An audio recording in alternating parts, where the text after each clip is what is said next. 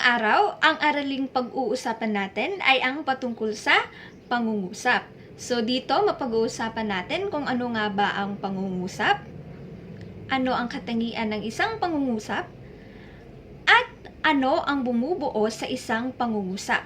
So kung nais mong malaman ang lahat ng iyon, ay halina't makinig at matuto kasama ko. Ano nga ba ang pangungusap? So, ang pangungusap ay lipon ng mga salita na may isang buong diwa.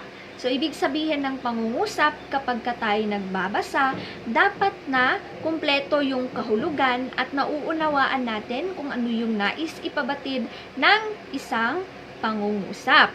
At ang pangungusap rin ay binubuo ng simuno o paksa at ng panaguri. Kapag sinasabi nating simuno o paksa, ito yung pinag-uusapan sa loob ng isang pangungusap. So ano nga ba ang kaibahan ng paksa at simuno?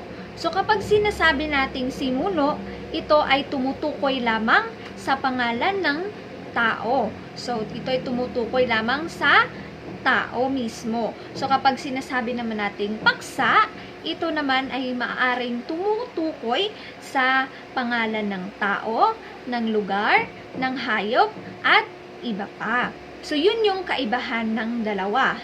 Ngayon naman, nagkakatulad lamang sila sapagkat pareho silang pinag-uusapan sa loob ng isang pangungusap.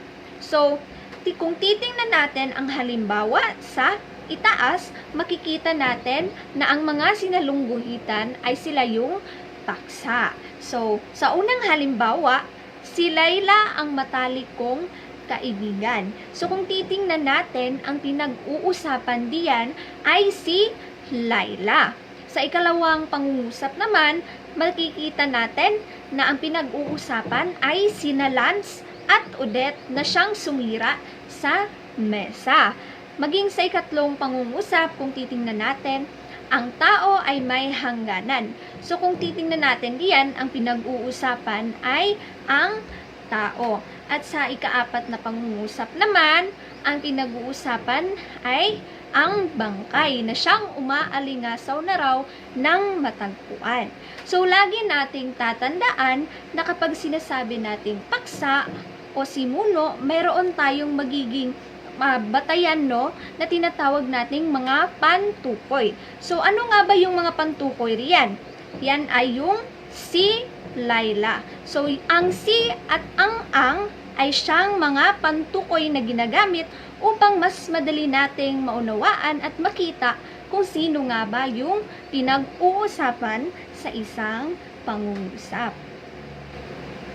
Kapag naman sinasabi nating panaguri, ito yung nagbibigay turing sa paksa o simuno. O siya yung nagbibigay impormasyon tungkol sa paksa or sa simuno. So, titingnan natin ang halimbawa na nasa itaas. Una, diniligan ng magkakapatid ang bagong tanim na halaman. So, kung titingnan natin ang mga nasalungguhitan or ang sinalungguhitan riyan, yan yung tinatawag nating panaguri. Sapagkat kung titingnan natin, ang paksa dyan ay ang bagong tanim na halaman sapagkat meron itong pantukoy na ang. So, dahil sa pantukoy na ang na yan, mas magiging madali nating malaman kung saan yung paksa at yung mga natirang bahagi naman ay siya yung tatawagin natin ngayong panaguri sapagkat siya yung nagbibigay impormasyon tungkol sa paksa or sa simuno. Ngayon naman sa ikalawang halimbawa, bumili si Melissa ng bagong laruan. So, kung titingnan natin, ang paksa riyan ay si Melissa sapagkat meron itong pantukoy na si at sumunod ang pangalan ng tao. At ang bumili ng bagong laruan, siya yung nagiging panaguri sapagkat siya yung nagbigay impormasyon tungkol sa pinag-uusapan. So, matatawag natin siyang pangungusap sapagkat siya ay binubuo ng simuno at ng panaguri at nauunawaan natin ang diwa ng pangungusap. At ngayon naman, sa ikatlong halimbawa, si Angela ay isang sikat na mang-aawit. So kung titingnan natin, ang pinag-uusapan ay si Angela sapagkat meron itong pantukoy na si na siyang sinundan ng pangalan ng tao. At ang nagiging panaguri naman ngayon ay ang siyang isang sikat na mang-aawit. So, kung titingnan natin, ang panaguri ay siyang nagbibigay turing sa paksa at sa simuno. So, upang mas maunawaan pa natin ang paksa o simuno at ang panaguri, ay ito pa ang mga karagdagang halimbawa. So, kung titingnan natin ang mga halimbawang nasa itaas, ay nagkakaroon ito ng mga pagkakaiba sa kulay. So, mayroong mga salitang nasa kulay pula at mga salitang nasa kulay itim. So, ano nga kaya ang pagkakaiba ng mga salitang ito?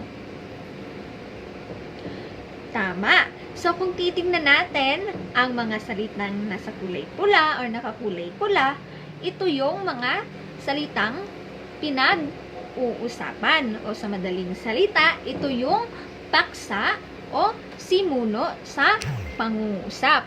Samantalang ang mga salitang nasa kulay itim naman or nakakulay itim, ito naman yung mga panaguri or nagbibigay impormasyon sa paksa. So, kung titingnan natin ang unang halimbawa, si Lilia ay masipag na mag-aaral. So, ang paksa natin dyan ay si Lilia. So, bakit natin nasabi na si Lilia ang paksa? Sapagkat mayroong pantukoy na si. So, kagaya nga ng sinabi ko kanina, mas madali nating makikita ang paksa sa isang pangungusap dahil sa mga pantukoy na tumutulong sa atin upang makita ng mas madali ang paksa o simuno. Kagaya na lamang ng salitang or pantukoy na si na siyang sinundan ng pangalan ng taong si Lilia. Ngayon naman, ano yung nagaganap kay Lilia? Ano yung impormasyon tungkol kay Lilia, di ba? Kasi kapag sinasabi nating paksa, wala tayong maunawaan kasi si Lilia. So anong meron kay Lilia? Anong impormasyon tungkol kay Lilia? So diyan napapasok yung tinatawag nating panaguri. So yung panaguri, 'di ba? Kagaya ng sinabi ko kanina, ito yung nagbibigay impormasyon tungkol sa pinag-uusapan. So ang nagbibigay impormasyon dito ay yung mga salitang nakakulay itim na ang masipag na mag-aaral. So dito naunawaan natin na si Lilia ay masipag na mag-aaral. So dito kumpleto na yung diwa at nauunawaan na natin yung nais ipabatid ng isang pangungusap. Ngayon naman dito tayo sa ikaliwang halimbawa. Naglalaro sa parke. So ano yung mangyayari? Sino yung naglalaro sa parke? Ano yung pinag-uusapan or sino yung pinag-uusapan? Kapag kasi sinasabi natin naglalaro sa parke, hindi kumpleto yung diwa. Hindi natin maunawaan kung sino yung pinag-uusapan or kung ano yung naglalaro or sino yung naglalaro, di ba? So, dahil rin sa tulong ng simuno na ang mga bata, nauunawaan natin na ang mga bata ang siyang naglalaro sa parke. Okay? So, dito, ang paksa ay ang mga bata dahil sa tulong ng pantukoy na ang. Okay? Ngayon naman, dito tayo sa ikatlong halimbawa. Si Nana at Lolita ay masayang umaawit. So, kung doon lamang tayo titigil sa si Nana at Lolita, hindi natin maunawaan kung ano yung ginagawa nilang dalawa, 'di ba? Kasi kung sa simuno lamang tayo magdedepende, yan ay hindi na siya matatawag na pangusap sapagkat walang impormasyon tungkol sa pinag-uusapan. So dahil sa panaguring masayang umaawit, nauunawaan natin na sina Nana at Lolita ay masayang umaawit. At sa pang-apat naman, pathuling halimbawa, ay masayang nagbabakasyon at namasyal. Or masayang nagbakasyon at namasyal. So, sino ang masayang nagbakasyon at namasyal, di ba? Kasi kapag pag-uusapan lamang natin iyan, ay bitin at hindi natin maunawaan kung sino yung nagbakasyon at sino yung namasyal. Di ba? Sino-sino? Maaring isa lamang or maaring panggrupo, di ba? So, dahil sa paksa na ang mag-anak na Reyes ay nagiging kumpleto ang diwa sapagkat nauunawaan natin kung sino ang namasyal, maging kung ano yung ginagawa ng mga namamasyal. Okay? So, yun lamang ang iilan sa halimbawang aking idinagdag upang mas mapalawak pa ang ating kaalaman tungkol sa paksa at sinuno maging ang panaguri na siyang bumubuo sa isang pangungusap. Sa kabuuan, kapag sinasabi nating pangungusap, ito ay lipon ng mga salita na mayroong isang buong diwa. So, ibig sabihin, ito ay ating nauunawaan.